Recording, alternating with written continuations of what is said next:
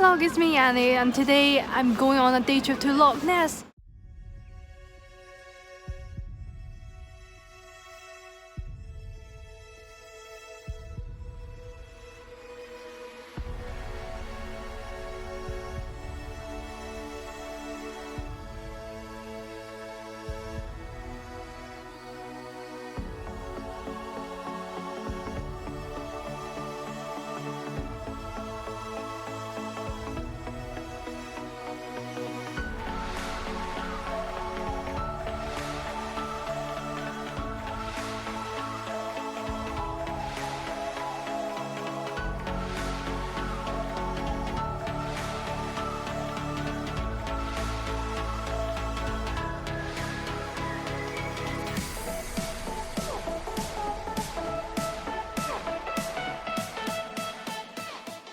The Kelpies, the water horses, there to our left hand side. Representing the heavy horses, the Clydesdale working horses which operated in this area. Pulling the barges on the Forth and Clyde and Union Canals. Cost £5.5 million. Thanks to bearing on our right as we pass the site of the Battle of Bannockburn. Most famous battle on Scottish soil perhaps. Bannockburn, 2 days in June 1314, Bannockburn. English King Edward II marching north, met by King Robert the Bruce. Robert the Bruce.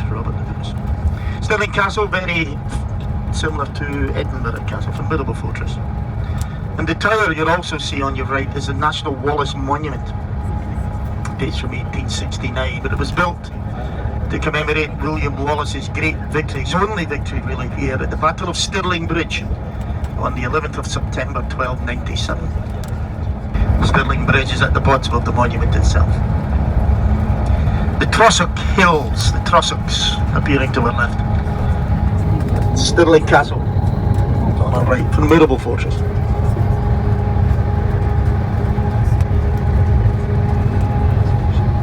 And the National Wallace Monument.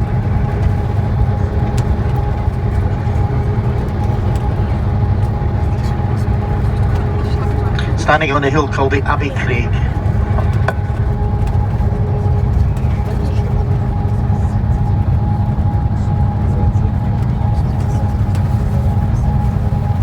Castle is used frequently in television and film productions. More recently, one of the main locations for a small budget, unheard of series called Outlander. Some of you may have heard of it. Used as Nottingham Castle in the 50s. A Robin Hood movie. For me, it's in the 70s where they filmed Monty Python and the Holy Grail. This was virtually every castle in the movie apart from one. Castle Anthrax, Camelot and all. Each year Monty Python fans gather. Has anyone heard of Monty Python? Yeah. There's one or two still alive, that's good. Yeah. If you haven't, terrible. Watch Monty Python. Each year they gather here to mark the anniversary of the release of the movie. If you know anything about Holy Grail, coconut shells are provided. The castle will appear through the trees to your right. You'll get a better view as we cross the river. Game of Thrones, the pilot, was also part of the pilot, was filmed here as well.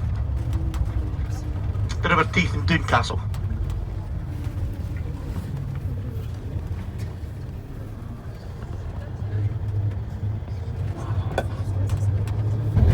There are many, many miles to travel. Who knows what lies ahead? The latest I've ever returned from this journey was 3:30 in the morning. Let's hope that doesn't occur today. And right now I'm having like a drop break. Yeah, I'll be taking a look around.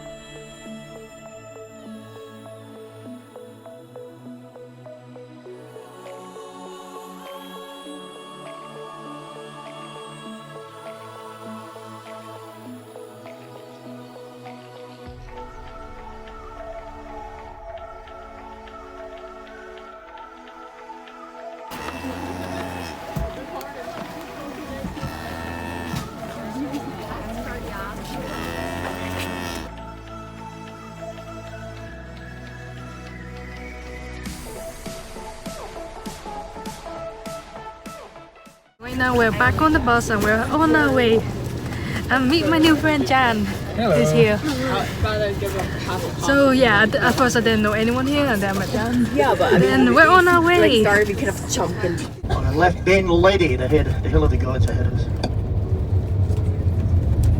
Trossachs, you can see the Trossachs Trail. It's the Gaelic word. It means the place of the bristles, the bristly place. Approaching the first of the freshwater lochs we see here in the Trossachs. Loch Lubnig. The loch with the bends. The loch with the bend. Loch Lubnig. This area here, this is the clan land of the MacGregors. Scotland was divided into clan lands. It comes from the Gaelic clanad, meaning family lands. This is MacGregor country.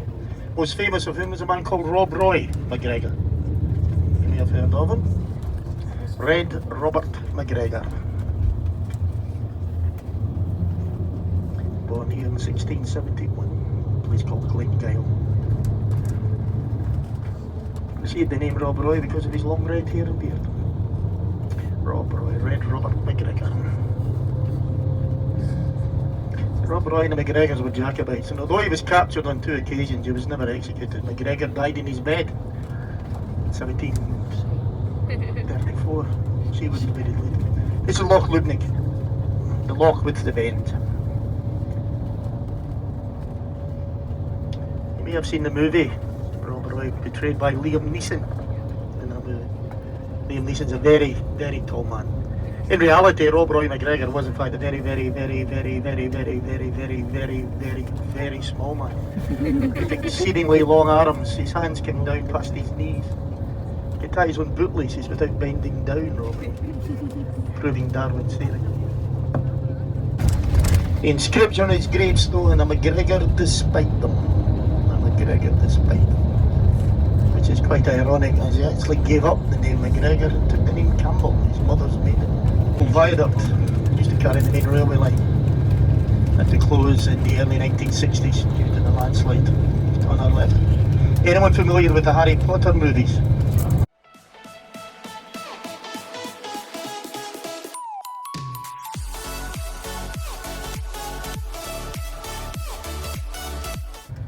In the West Highland Port of Lake. Again, partly used in the filming of the Harry Potter movies, in particular at Glenfinnan, the Glenfinnan Viaduct. And the West Highland Walkway, the oldest marked walkway in Scotland to our right. 95 miles from Glasgow. Over 80,000 people will walk at least part of the West Highland Way every year. 16,000 walking all 95 miles. Ahead of us here, the Black Mount. Loch Tulla to the left. This is all part of the Black Mount estate, 96,000 acres, owned by the Fleming family. It's Robin Fleming, the man's name. They are descendants, relatives of the James Bond author, Ian Fleming. This was his family estate. Ian Fleming, a very wealthy man. Corrie Mountains. Okay, we're having a 5-minute stop, and this meant to be like a place to take a photo, but as you can see, it's really foggy, so I don't think it'll be like a good place to take any photos right now.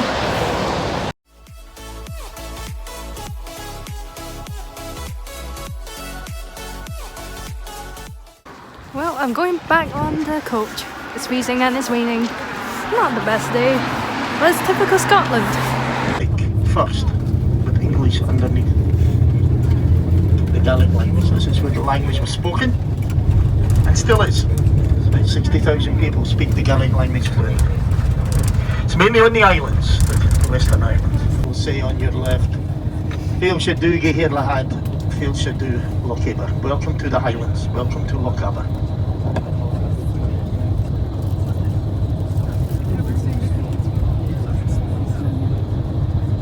Left, one of the 5 main ski resorts of Scotland, also here on the Curries. Again, you may recognise, excuse me, you may recognise the area. So this is part of the the land owned by the Flemings. This is where they filmed the ending of the James Bond movie Skyfall. You may recognise it. Last month we were here in Scotland again, in the north, at Glenlaggan, filming part of the new James Bond movie. They also filmed part of the movie Braveheart.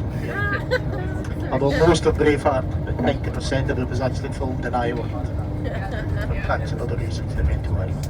Ahead of us here is Glencoe, known as the Glen of Weeping today. Glencoe's a relatively new town. This is where the massacre took place on the 13th of February 1692.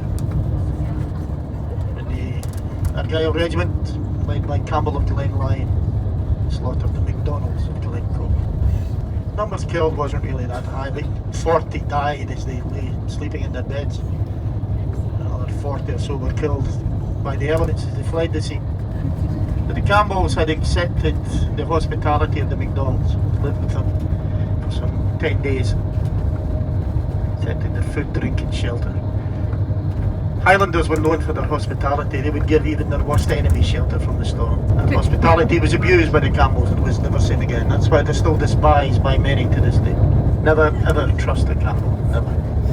Massacre of Glencoe, 13th of February, 5 AM on the 13th of February, 1692. The Glen of Weeping.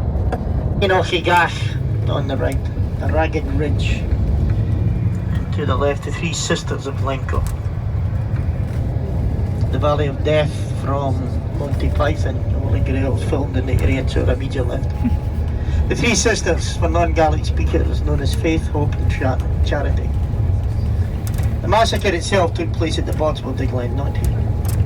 It's where the original village stood.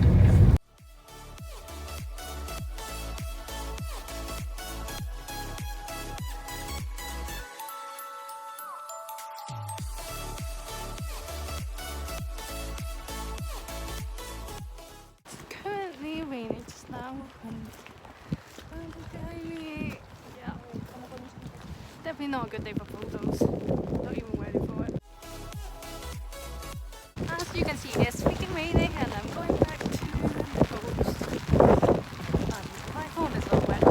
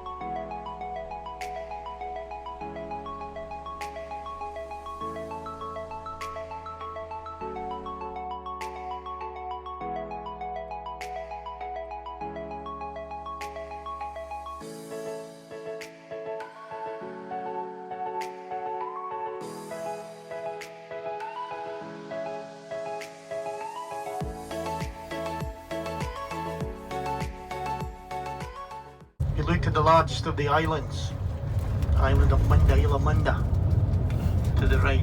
At the front, a number of little gravestones and a little cemetery. This is where many of the MacDonalds massacred at Glencoe. This is where they are buried. All MacDonald clan chiefs are buried here, even to the present day.